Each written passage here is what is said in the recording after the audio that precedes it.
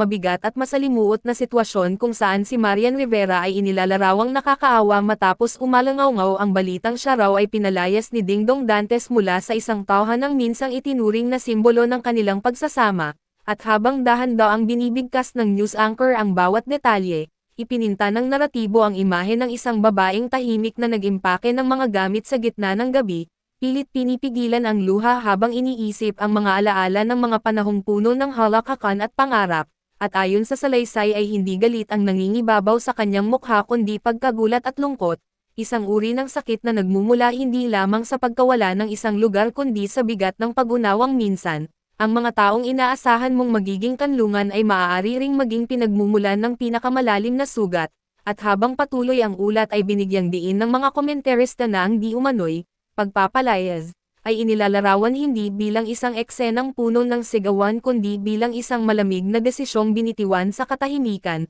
dahilan upang sa mata ng publiko ay mas lalo pang naging kaawa-awa ang kalagayan ni Marian, na sa kathang-isip na kwentong ito ay inilalarawang piniling manahimik at huwag maglabas ng pahayag upang maprotektahan ang dignidad ng pamilya at ang kapakanan ng mga anak. At sa gitna ng ingay ng espekulasyon ay inilalarawan si Dingdong bilang nananatiling pribado at hindi nagsasalita, bagay na lalo pang nagpalakas sa mga haka-haka at interpretasyon ng madla, at habang patuloy na pinag-uusapan sa telebisyon at social media ang umano'y pangyayari, iginiit ng balita na ang sitwasyon ay nagsilbing paalala kung paanong ang mga personal na usapin, kapag nailantad sa mata ng publiko, ay nagiging emosyonal na palabas kung saan ang simpatiya at paghusga ay sabay na umiiral. Kaya sa huli, iniwan ng kathang-isip na balitang ito ang manunood sa isang mabigat ngunit makataong mensahe, na sa likod ng mga pangalan at dramatikong headline ay may mga taong maaaring masaktan, mawalan ng tahanan, hindi lamang pisikal kundi emosyonal, at magpatuloy na tahimik na bumabangon,